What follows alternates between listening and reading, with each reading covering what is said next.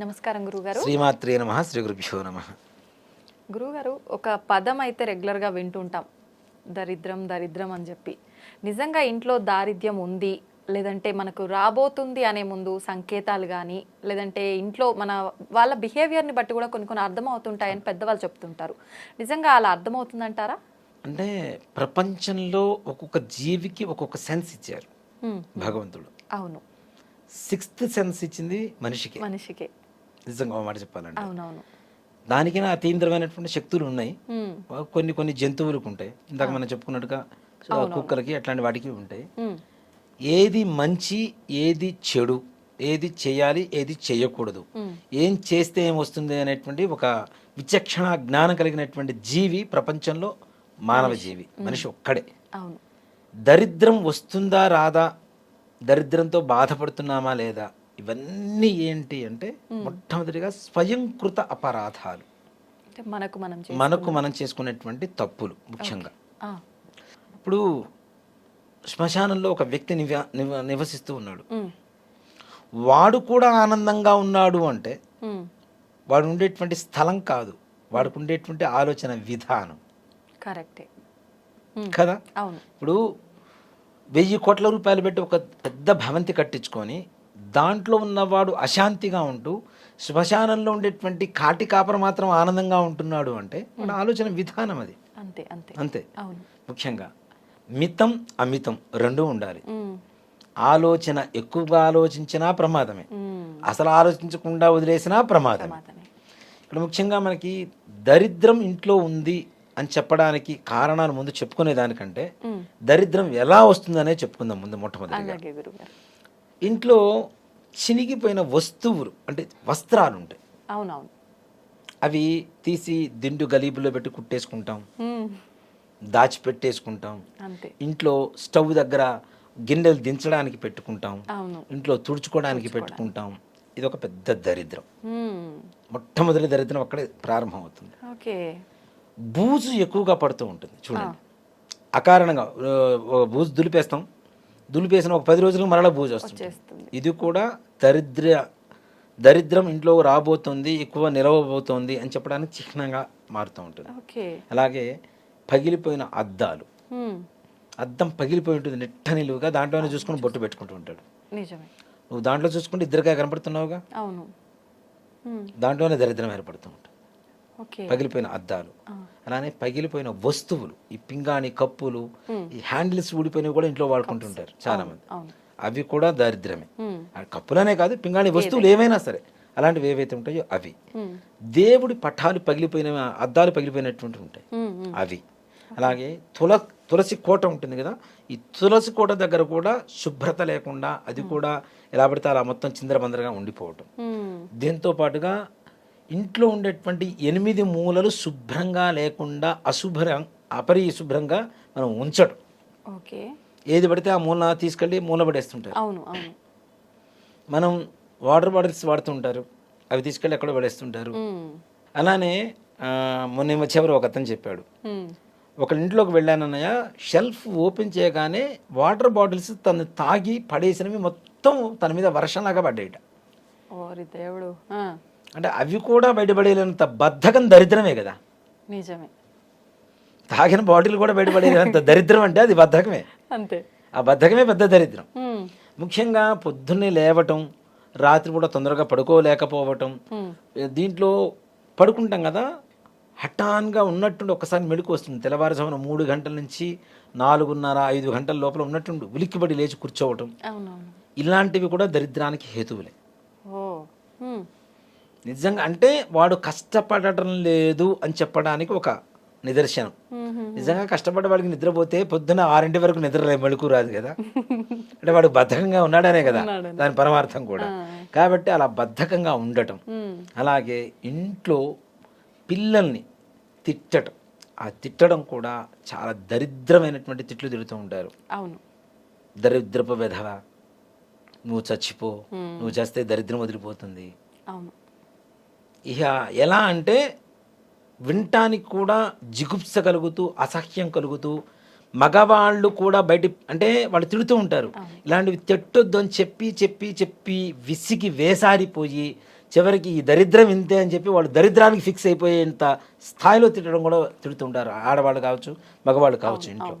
అలాగే దేవుడు గదిలో ఉండేటువంటి వస్తువులు శుభ్రపరచుకోకుండా అంతే దేవుడికి ప్రతిరోజు పూజ చేస్తూ కూర్చోవడం. దేవుడి దగ్గర దీపారాధన కుందులు కూడా తోమరు, నిన్నటి ఒత్తులు ఉంటే బయటికి లాగేసి ఆ ఒత్తుల మీదనే మళ్ళీ కొద్ది నూనె పోసి దీపారాధన వెలిగిస్తారు ఉంటారు చాలా మంది. అది కూడా పాపమే కదా. మరి నిన్న పొద్దున వండిన వంట ఇవాళ పొద్దున నువ్వు ఎందుకు తినవు కదా, కిల్లెంలో పెట్టి బాచిపోతుంది కదా. మరి అట్లానే దేవుడి దగ్గర కూడా అంతే శుభ్రంగా ఉండాలిగా. ముఖ్యంగా లక్ష్మీదేవి ఎక్కడ ఉంటుంది అంటే మనకి లక్ష్మీదేవి అష్టోత్తరంలో నామాలు వస్తాయి. నామాల్లో శుచి నమః అని చెప్పి ఒక నామం వస్తుంది. శుచి అంటే ఏమిటి? శుభ్రత. ఎక్కడైతే శుభ్రత ఉంటుందో అక్కడ లక్ష్మీదేవి తిష్ట వేసుకొని ఉంటుంది. నేను అదే చెప్తా, పరిశుభ్రతలో పరమేశ్వరి కొలువై ఉంటుంది గ్యారంటీ. శుభ్రంగా ఉండకపోతే ఇప్పుడు మనం ఏదైనా పూజ చేసిన వస్తువులైనా ఏవైనా తీసుకెళ్ళి చాలా మంది కూడా ఏం చేస్తూ ఉంటారంటే దీపారాధన కుందులు అన్నం తినేటువంటి కంచాలతో పాటు పడేసి కడిగేస్తుంటారు తర్వాత. అది మహాపాపం కదా. దేవుడి దగ్గర వాడేటువంటి వస్తువులు ఎంగిలవుతూ ఉంటే నువ్వు ఎంగిలి తిన్నావు, చికెన్ తింటావు, మటన్ తింటావు, ఏవేవో తింటావు, ఆ వస్తువులతో పాటు పడేసి తోడుతూ ఉంటే అది కరెక్ట్? అది దేవుడు అంటే మరి నువ్వు నిజంగా అంత పరిశుభ్రంగా ఉన్నవాడివి చికెన్ మరి దేవుడి గూట్లోకి ఎందుకు తీసుకెళ్ళవు? చికెన్ తింటే దేవుడు గుళ్ళోకే వెళ్ళవు, దేవుడు గూట్లోకే వెళ్ళవు, ఎగ్గు తిన్నా లోపలికి వెళ్ళవు. అంత భయం నీ శరీరం మీద ఉన్నప్పుడు వాటి వస్తువుల మీద ఉండాలిగా. అంతే.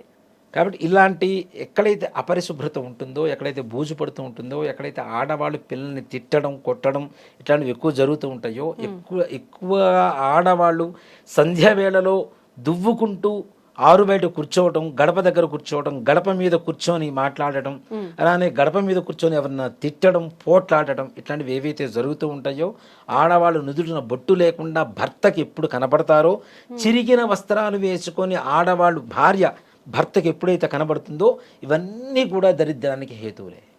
ఓకే, ఇవన్నీ నిత్య జీవితంలో అందరూ చేస్తుంటారు, నిత్యం చేస్తున్నవి. మరి అన్నీ చేస్తూ దరిద్రం పోవట్లేదంటే ఎట్లా పోతుంది? అసలైన దరిద్రాలన్నీ ఇంట్లో ఉన్నాయి. నిజం కదా.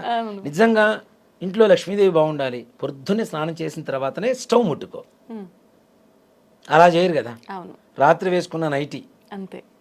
ఇప్పుడు ప్రపంచంలో అనకూడదు కానీ ఎన్ని లక్షల రూపాయలు విలువ చేసేటువంటి పట్టు చీరలు కొన్నా అవన్నీ బీరువాలో మూలుగుతుంటాయి. కానీ ఒక 250 రూపాయలు, 400 రూపాయలు, 1000 రూపాయలు పెట్టుకున్న నైటీలు మాత్రం రోజు ధారణ చేస్తూ ఉంటారు. అంతే. చూసేటోళ్ళకి విరక్తి పుడుతుంటుంది. అది ఓ మాట చెప్పాను నిజంగా. అంటే నేను ఓ మాట చెప్తున్నానమ్మా, సంసారపరమైనటువంటి సంతోషాన్ని కానీ దాంపత్య జీవితాన్ని కానీ సరిగా అనుభవించలేకపోవడానికి కారణం కూడా ఈ నైటీలని చెప్తా. ఇవి సృష్టించిన వాడు ఎవడో కానీ ఇంతమంది జీవితాలను వినాశనం చేస్తున్నాడు. ఓకే, నిజంగానే. ఇప్పుడు మగవాళ్ళు ఇంటికి వచ్చేసరికి చక్కగా బొట్టు పెట్టుకొని, పూలు పెట్టుకొని, చీర కట్టుకొని భార్య ఎదురుగా వస్తే ఎంత ఆనందంగా ఉంటుంది. వాడు బయట నుంచి వాళ్ళ బాసు కష్టపెట్టింది, వాడు పడ్డ కష్టము అన్నీ 10 మైళ్ళు నడుచుకుంటూ వచ్చినటువంటి కష్టం కూడా మర్చిపోయేంత ఆనందం ఆడవాళ్ళ ముఖంలో మాత్రమే ఉంటుంది. ఆవిడే గృహలక్ష్మి. గృహలక్ష్మే సరిగా లేకపోతే గృహం ఎక్కడ ఉంటుంది? గృహంలో లక్ష్మీదేవి ఎక్కడ ఉంటుంది కదా. కాబట్టి ఇలాంటివి వాతావరణాలన్నీ కూడా మనం అవాయిడ్ చేస్తూ ఉండాలి తప్పనిసరిగా. మాటి మాటికి తిట్టడాలు, కొట్టడాలు. స్నానం చేసిన తర్వాత మాత్రమే అగ్నిహోత్రుడు కదా. ఇందాక ఏం చెప్పాం మనం, దీపారాధన చేసేటప్పుడు అగ్ని ఎవరి చేతిలో ఉంటుంది? ఆడవాళ్ళ చేతిలో ఉంటుంది. ఇక్కడ దీపారాధన మగవాడు చేయాల్సింది హోమం కాబట్టి మగవాడు దీపారాధన చేయాలని చెప్తున్నాం. అలాగే అంత పవిత్రమైనటువంటి అగ్నిహోత్రుని స్నానం చేయకుండా ముట్టుకుంటే ప్రపంచంలో ఏదైనా దహింపదగినటువంటి శక్తి ఎవరికి ఉంది? ఒక అగ్నిదేవుడికి మాత్రమే ఉంది కదా. చివరికి మనం వెళ్ళేది కూడా అగ్నిదేవుడితోనే. అంత శక్తివంతమైనటువంటి అగ్నిదేవుణ్ణి, అష్టదిక్పాలకుల్లో ప్రధానమైనటువంటి వాడు. ఆ ఎండ, వేడి, అగ్ని లేకపోతే మనం తినటానికి ఏమీ లేదు. ఒట్టి పచ్చికూరలు ఏమీ తినలేము. అన్నీ ఉన్నటువంటి అగ్నిదేవుడిని నువ్వు అపవిత్రం, పొద్దున్నే లేవగానే ఆయన అపవిత్రం చేస్తున్నావు. ఇంకోటి కూడా, రాత్రిపూట గిన్నెలు మొత్తం ఆ షింక్లో పడేస్తారు తినేసి, పొద్దున్నే లేచి కడుగుతానని. పెద్ద దరిద్రం అక్కడి నుంచి స్టార్ట్ అవుతుంది. రాత్రి పడుకునే ముందే శుభ్రంగా మొత్తం కడుక్కొని పక్కన పెట్టేసుకొని అప్పుడు పోయి పడుకోవాలి ఆడవాడు. అది ఆడవాడు కావచ్చు, బ్యాచులర్స్ మగవాడు కావచ్చు. ఓకే. ఇవన్నీ కూడా బద్ధకానికి సంబంధించినవి నేను చదువుతున్నవన్నీ కూడా మొత్తం టోటల్గా అక్కడికే వస్తుంది, బద్ధకం దగ్గరికే వస్తుంది అంతే కదా. అవును. ఇవన్నీ ఎప్పుడైతే అవాయిడ్ చేయగలుగుతున్నామో, స్నానం చేసేంత ఓపిక లేకుండా ముందు పోయి స్టవ్ వెలిగించేసి కాఫీ పెట్టుకొని బెడ్ కాఫీ బ్రష్ కూడా చేసుకుండా బెడ్ కాఫీ ఇప్పుడు తాగుతున్నాము, అది కూడా బద్ధకమే. నీకు బద్ధకం పోవడం కోసం బెడ్ కాఫీ తాగుతున్నావు. కొంచెం హుషారుగా ఉండి స్నానం చేసి పోయి చక్కగా స్టవ్ వెలిగిస్తే ఎంత బాగుంటుంది. అందుకనే ఆడవాళ్ళు వంట చేసిన తర్వాత ఇంట్లో స్టవ్ మీద స్నానం చేసి చేయాలని అందుకనే చెప్తున్నా. దీంట్లో ఆరోగ్య సూత్రం కూడా ఉంది. రాత్రిపూట పడుకుంటారు, బెడ్ మీద ఉంటారు, భార్యాభర్తలు వేరే విధంగా ఉన్నప్పుడు ఏవైతే వీళ్ళ వంటి మీద ఉన్నటువంటి క్రిమికీటకాలు ఏవైతే ఉంటాయో వీళ్ళు పోయి డైరెక్ట్ పొయ్యి వెలిగించడం ద్వారా దాని మీద వండేటువంటి వాటిల్లో కూడా ఈ క్రిమికీటకాదుల ఇన్ఫెక్షన్ అవి లోపల పడిపోయి అవి తాగడం ద్వారా తినడం ద్వారా హెల్త్ ప్రాబ్లమ్స్ వస్తాయని ఒక సైన్స్ చెప్తోంది. కాబట్టి అందుకనే స్నానం చేయమని చెప్తున్నారు. అలా కాకుండా ఇప్పుడు ఆడవాళ్ళు వంట చేసిన తర్వాత 2 మెతుకులు అన్నం వండిన తర్వాత గ్యాస్ స్టవ్ కావచ్చు, కుంపటి కావచ్చు, కట్టెల పొయ్యి కావచ్చు, 2 మెతుకులు కొద్దిగా గిన్నె మీద నెయ్యి వేయండి. ఆ నెయ్యి వేసిన భాగంలోంచి కొద్దిగా 2 మెతుకులు తీసుకొని అగ్నిదేవుడికి ఇస్తే ఆ ఇంట్లో 1,00,000 మంది వచ్చినా అన్నానికి లోటు ఉండదని ఖచ్చితంగా చెప్తాను. అగ్నిదేవుడికి ఆహుతి ఇవ్వడం ద్వారా, అన్న ఆహుతి ఇవ్వడం ద్వారా ఆ ఇంట్లో కొన్ని కోట్ల మంది వచ్చినా సరే అన్నానికి లేదు అనేటువంటి శబ్దం లేకుండా అందరికీ అన్నపూర్ణాదేవి పరిపూర్ణమైనటువంటి అనుగ్రహం కలుగజేస్తుంది. అది ఒక పెద్ద యాగం. ఒక మాట చెప్పాలంటే నిత్యం ఒక యాగం చేసినట్టే ఆడవాళ్ళు. వంట అంటేనే యాగం. ఆ యాగంలో అన్నాన్ని గనక మనం హవిస్సు గనక అగ్నిదేవుడికి ఇవ్వగలిగితే తప్పనిసరిగా ఆ ఇంట్లో అన్నపూర్ణాదేవి, మహాలక్ష్మీదేవి తిష్ట వేసుకొని కూర్చొని ఉంటారు. ఏ రకమైనటువంటి దారిద్ర్యము అనేటువంటి మాట లేకుండా చేస్తుంది. ఓకే. అదే దానికి మనం నిత్య జీవితంలో చేసే ఈ చిన్న చిన్న పొరపాట్లను సరిదిద్దుకుంటే ఆటోమేటిక్గా శుభ్రత, మీరు అన్నట్టు తప్పనిసరిగా శుభ్రత ఉంటే చాలు. మహాలక్ష్మి